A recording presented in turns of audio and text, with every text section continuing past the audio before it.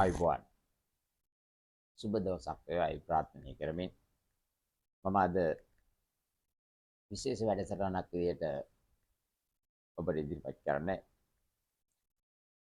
නීතිය සාමය පවත්වාගෙන යාමටත් රටේ දිනදි ජනතාවට මෙන්ම සෑම ජන කොටසකටම ප්‍රශ්නයක් වී තිබෙන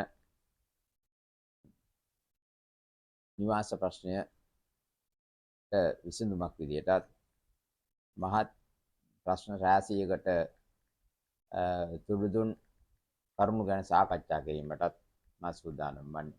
එයා බෙහෙවින්ම අතිශයින්ම වැදගත් වෙනවා අපේ ජනාධිපතිතුමාටත් ඒ වගේම රටේ නීති හා සාමය ආරක්ෂා කරන නිලධාරීන්ටත් ඒ සෑම දෙනාටම මෙයව වැඩසටහන නරඹීමට සලස්සලා මෙයින් ඇති ඊටාම වටිනා කරුණු ගැන සාකච්ඡා කරලා ඒ නීති රීති වෙනස් කරලා මේ රටේ තියෙන ප්‍රශ්න වලින් 10% විතර විසඳා ගැනීමට පුළුවන් නේ මම විශ්වාස කරනවා. ඒ විශ්වාසය තුලින්ම අපට පුළුවන් මේ ප්‍රශ්න අවම කරගන්නට. මන්ද දැනට අපේ රටේ නිවසක් කුලියට දීමට මිනිස්සු ඉතා මැලි වෙනවා. හේතුව විදියට බැලුවාම පමණක් නිවස හිමියන් වෙලාවට නිවසට කුලිය දෙන්නේ පමණක් නිවස් වල කුලිකරුවන් ටික කාලයක් පදිංචි වෙලා ඉඳලා අයිතිවාසිකම් ඉල්ලනවා. තවත් නිවාසවල තමන්ගේ සහෝදර සහෝදරියන්ගේ දෙමව්පියන්ගේ ගෙවල් වල පදිංචි වෙලා ඒ తాවකාලිකව හිටියට ඔය ළමයින්ගේ උප්පැන්න සහතික ඒ වගේ ලියකියවිලි හදාගෙන සූක්ෂම විදියට තමන් ඒක අයිති කරගන්න. මෙන්න මේ හේතුව නිසාම ගොඩක් නිවාස දැනට මිනිස්සු තාත් කෙනෙකුට ජීවත් වෙන්න කුලියට දෙන්න තු වහලා තියෙනවා. මම සොයා බැලූ කරුණු අනුව අපි ජීවත් වෙන ප්‍රදේශයේම ඊටාම විශාල සංඛ්‍යාවක් නිවාස වහලා තියෙනවා. පිටරටවල ජීවත් වෙන අය, ඒ වගේම රැකී ආරක්ෂාවල් කරන අය නිවාස දෙන්නේ පවණ මිනිසුන්ට ඉන්න නිවසක් නැහැ. මේට හේතුව මම සොයා බැලුවා. සොයා බැලුවන් පස්සේ කියනවා ගෙවල් වලින් දුන්නා වගේ නෙමෙයි ගේ නාස්ති කරලා දානවා එක පැත්තකින්. ඔක තියෙන ඒවා කඩලා බින්දලා දාන දැන් කොමඩ් සෙට් එකක් වගේක් ඇදුවා රුපියල් 25000 50000ක් විතර යනවා ඒක රිපෙයාර් කරන්න. කියන්නේ ඒ වගේ කරුණු. අනිත් පැත්තෙන් තියෙන ඒ නිවසෙන් යන්නේ නැහැ කියන දවසට අපිට යන්න තරක් නැහැ. අපි ගියක් හොයාගන්නකම් ඉන්න ඕන අර මේ කියලා නීතිරිත් දාලා පොලිසිය ගිහිල්ලා අර නිවාස හිමියා ලොකු අසරණතාවයකට පත් වෙන ඊට පස්සේ මේ එනකොට එන්නේ ඉන්න තැනක් නැහැ. අපිට බොහොම අමාරුයි. සහෝදරයෙක් ගෙලරි නෑදෑයෙක් ගෙදරකට ගිහිල්ලා කාමරයක් ඉල්ලගෙන ඉඳලා ටික දවසක් යනකොට නිකන් ඒක එයාගේ අයිතිකාරය වගේ දැන් ගෙවල් අයිතිකාරය තමයි දැන් මේ කුලීකාරය වගේ ඉන්නලා තියෙන්නේ. ගෙවල් අයිතිකාරය ගියාම ගෙදරට එන්න දෙන්නේ නැහැ එළියෙන් ඉන්නවා. අර කට්ටිය ගිය ඇතුලේ. අන්න ඒ වගේ තත්ත්වයක් අද අපේ රටේ නිර්මාණය වෙලා තියෙනවා. ඒ නිසා මේවා නීතිය ක්‍රියාත්මක කරන කට්ටියලාත් බලධාරීන්ටත් අලුත් නීති ගෙනල්ලා නිවාස හිමියන්ගේ අයිතිවාසිකම් ඔවුන්ට ලබා දීලා කුලී කරුවන්ගේ අයිතිවාසිකම් ඔවුන්ට ලබා දීලා මේ නීති රීති සකස් කරුවොත් මේ රටේ තියෙන නිවාස ප්‍රශ්න ඉක්මනින්ම විසඳන්න පුළුවන්. මන්ද නිවසක් කුලියට දීමට ලබා ගැනීමට හෝ දීමට යන විදිහේ ඉතා විශාල බියක් මිනිසුන්ගේ තියෙනවා. මොකද මේ නිවස කුලියට දුන්නාම මේ කට්ටියකින් ගන්න පුළුවන් වේද? මේ ව්‍යාපාර ස්ථානයේ කුලියට දුන්නාම මෙයාලගෙන් ගන්න පුළුවන් වේද? මොකද මේ වැරදි පූර්ව ආදර්ශය නිසා අද වර්තමානයේ මිනිස්සු ගොඩාක් අසරණ වෙලා තියෙනවා. දැන් නාගරික නිවාසවල මම දන්න තරමේ 10% විතර වගේ නිවාස වහලා තියෙනවා. හේතුව ගොඩක්ම අයට මේ නිවස දුන්නොත් එයාලට නිසි වේලාවට නිවස ලබා ගන්න බැරි වෙනවා. නීත්‍යානුකූල කටයුතු කරන්න යනවා. නීත්‍යානුකූල කටයුතු කරන්න ගියාම සෑහෙන කාලයක් යනවා. අර නිවසට කුලිය ගත්තා වගේ දෙගුණයක් විතර වේදම් කරන්න ඕන නීතියට. දැන් නීතිඥවරයෙක් නඩුවකට කියලා අපි උසාවියක නඩුවක් පැවරුවොත් විශාල මුදලක් වියදම් කරන්න. ඊළඟට වියදම් කරලා ඒ වගේ අවුරුදු 2 3ක් ඇදෙන. ඉතින් මිනිස්සු කැමති නැහැ දැන් ඒක නිසා ඒ වගේ දැන්. ඒක නිසා මෙන්න මේ යල්පැන ගියපු නීති වෙනස් කරලා සාධාරණ ක්‍රමයකට නීති හදලා සාමාන්‍ය නිවසකින් මාස 3ක් ඇතුළත දැනුම් දීමකින්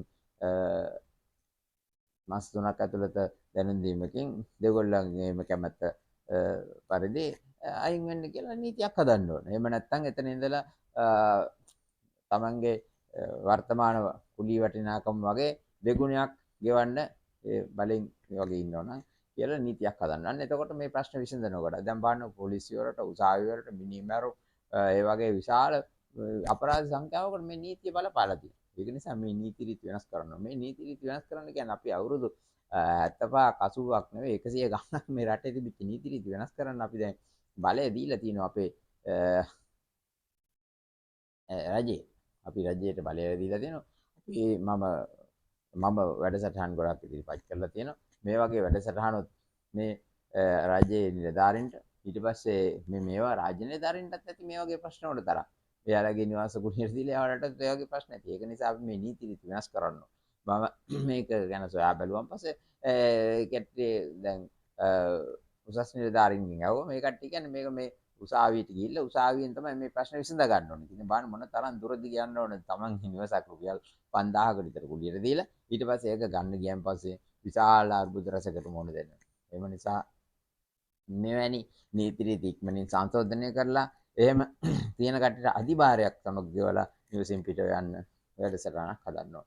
මොකද මිනිසුන් දැන් මිනිසෙක් තමන් නිවසක් හදාගත්තාම ඒ නිවසේ වැඩිපුර කොටසක් තියෙනවා නම් ඒක කුලියට දුන්නාම ඒ කොටසෙන් යන්නේ නැතුව බලෙන් ඉඳලා කුලිය ගෙවන්නේ නැතුව ඉඳලා අර කට්ටියට මේ ඉන්න මිනිස්සුත් හරි අසරණ කරලා දැන් අපි කියමු උදාහරණයක් විදිහට අපි නිවස දෙන්නේ අවුරුදු 50ෙදි කුලියට දෙනවා.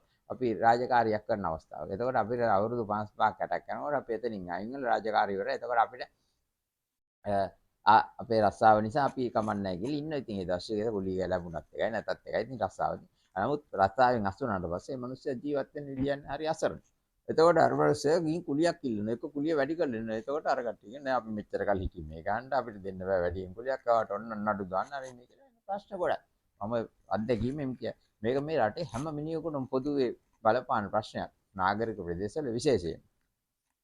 ඒ නිසා මම රජයෙන් සහ වෙන නීති සකසන ආයතන වලින් ඉල්ලා සිටින හැකි ඉක්මනින් මෙන්න මේ වගේ ප්‍රශ්න විසඳන්න. මේ ප්‍රශ්න විසඳීම තුළින් පොලිසියට ඊළඟට උසාවියට මෙන්න මේ වගේ අනවශ්‍ය නඩු සහ අනවශ්‍ය වියදම් අඩු කරගන්න පුළුවන්. මෙන්න මේවා තමයි රටේ සංවර්ධනය කරන්නේ. රටේ සංවර්ධනය කරන්න ඕන නම් මෙන්න මේ වගේ ප්‍රශ්න දැන් බලන්න මේ මම කියපු ප්‍රශ්නෙම සෑම පොලිසියකම සෑම උසාවියකම මෙන්න මේ වගේ නඩුවක් තියෙනවා. ඒ වගේ නඩු දාන්න නැතුව තියෙන ඒ වගේ දෙතුන් ගුණයක් නඩු දාන්න නැතුව සාකච්ඡා මාර්ගයෙන් විසඳ ගන්න කියලා ඉන්න අවුරුදු ගණන් ඉන්නවා. සාකච්ඡා මාර්ගයෙන් විසඳෙන්නේ නැහැ. එක කට්ටියක් ඇවිල්ලා හල්ලා සමතේකටපත් වෙනවා. ඊට පස්සේ අයිමත් එතනට ගියාම නීතියට ගියාට පස්සේ සමතේකටපත් වෙනවා. සමතේකටපත් වෙලා ඊට පස්සේ ඒ නීතිය කඩගොන. ඊට පස්සේ කියනවා ආයිමත් සරේ දැන් එතකොට අතන අවුරුද්දක් කාලයක් දීලා හල්ලා අපි අයින් වෙනවා කියන ඊළඟ අවුරුද්ද කියන යන්නේ නැහැ කියලා. එතකොට බලන්න මොන තරම් අසාධාරණයක්ද.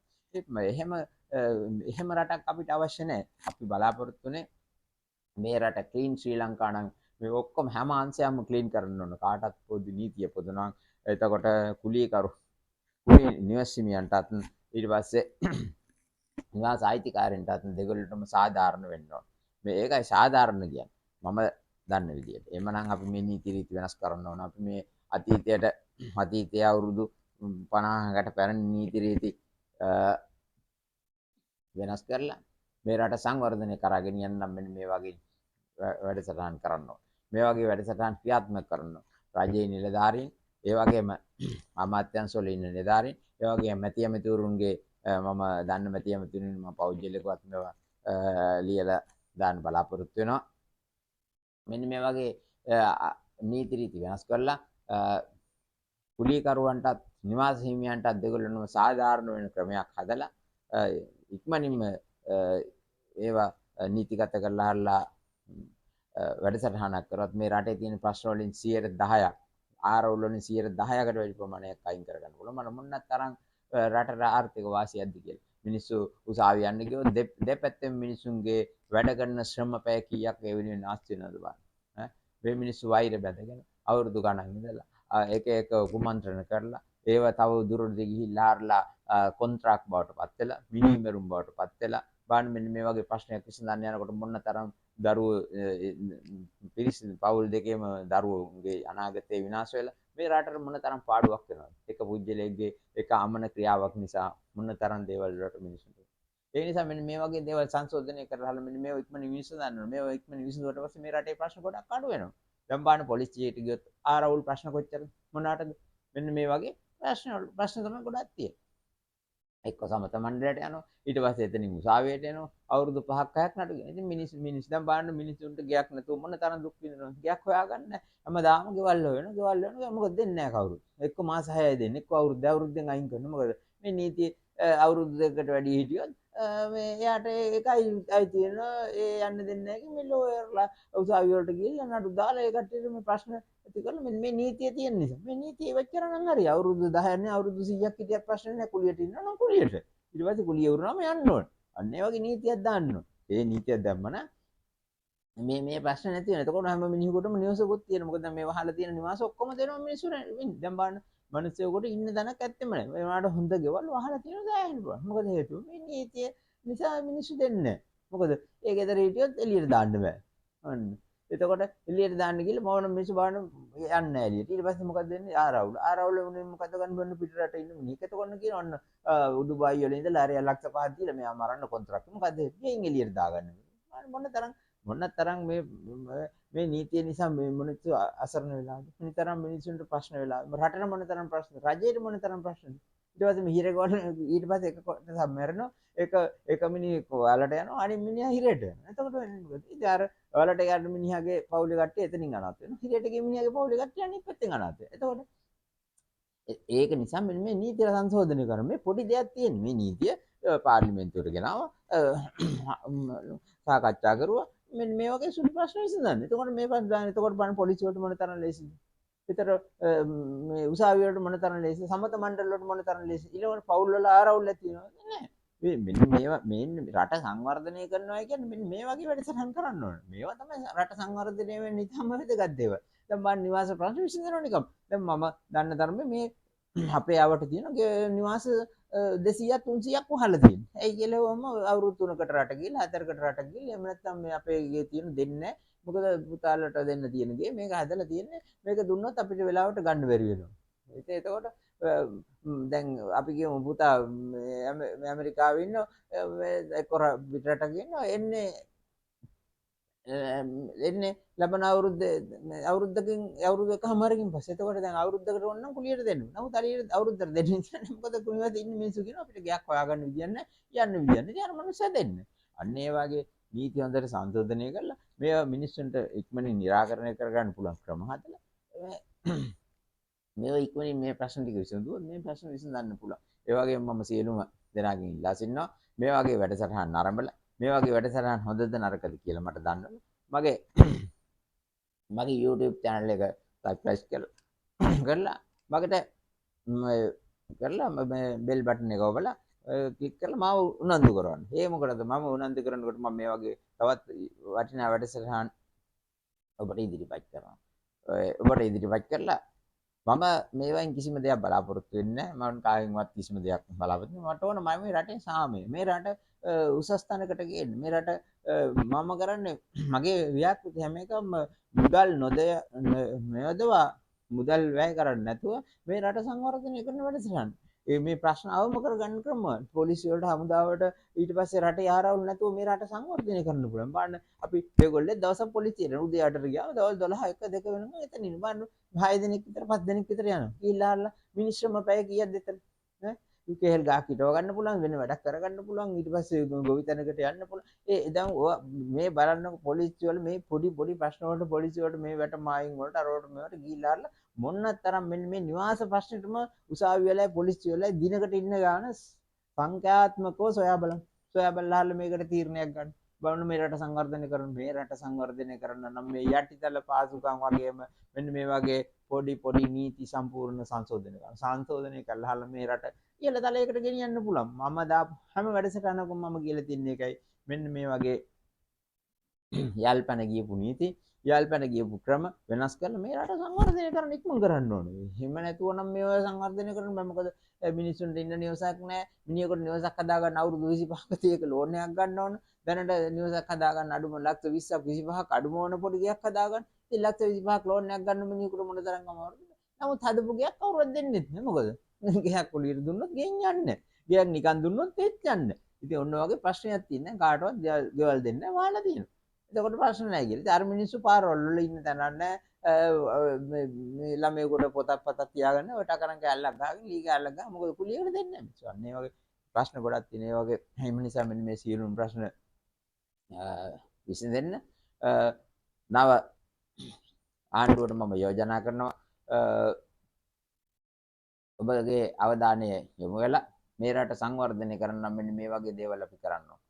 මේ රට සංවර්ධනය කරන මේ වගේ දේවල් නකරොත් මේ රට සංවර්ධනය කරන්න ඉතාම කාලයක් යනවා. විශාල කාලයක් යනවා. අපි මේ කාලේ අපිට ලොකු කාලයක් නෑ. ජීවිතය කියන්නේ අවුරුදු 50ක් 60ක් වගේ කාලෙකින් මිනිස්සුන්ගේ ජීවිතයක් ඉවරයි. ඒ කියන්නේ එක පරම්පරාවක් වෙනවා. එහෙනම් අපි අවුරුදු 5ක් කියන්නේ ඉතා විශාල කාලයක්. ඒ කියන්නේ අවුරුද්දක අපිට වැඩ කරන්න පුළුවන් කාලය අවුරුදු 30ක් විතර තියෙන අවුරුදු 5ක් කියන්නේ බලන්න කොච්චරද කියලා. ඔබ දැන් ඔබතුමාලගේ වයස අවුරුදු 50 60 65 අපිට තව අවුරුදු 50ක් 60ක් මේ නීති 25 30ක් කරනවා. අපිට අවුරුදු 5 නැත්නම් අපිට අවුරුදු 10යි අපිට තියෙන මේ කාලේ. මේ අවුරුදු 10 ඇතුළත මේ රට සංවර්ධනය කරන මෙන්න මේ වගේ විශාල වැඩසටහන් මේ වගේ හිතන්නේ නැති පැතිවල තියෙන දේවල් අපි ක්‍රියාත්මක කළා. ඒකේ ඉක්මනින්ම මේ නීති රීති පාර්ලිමේන්තුවට ගෙනල්ලා පනතක් විදියට ගෙනල්ලා සම්මත කරලා කාට සාධාරණයක් ඉෂ්ට වෙන විදියට වැඩසටහන් කරලා හරලා මේ රට දියුණු කරන්න යයි මං ඉල්ලා සිටිමින් මගේ වැඩසටහන නිමා කිරීමටයි මම බලාපොරොත්තු වෙන්නේ. මගේ වැඩසටහන බලලා ඔබ යම්කිසි අදහසක් ගත්තේ නම් එයයි මගේ සතුට, එයයි මගේ බලාපොරොත්තුව. ඔබ සමට ලස්සන රටක් නිර්මාණය කිරීමේ ව්‍යායාමයට දායක වන්න ලැබුණා නම් එයයි මගේ සතුට. ඔබ සමට ලස්සන රටක් ලස්සන හෙටක් ප්‍රාර්ථනා කරමින් නිහඬ වෙන මා YouTube multi technology YouTube channel වෙනුවෙන් එස්කමගේ ඔබ සමට සුබ දිනයක් සහ සුබ අනාගතයක් වේවායි ප්‍රාර්ථනා කරමින් මම නිහඬ වෙනවා. ඔබ සමට ස්තුතියි.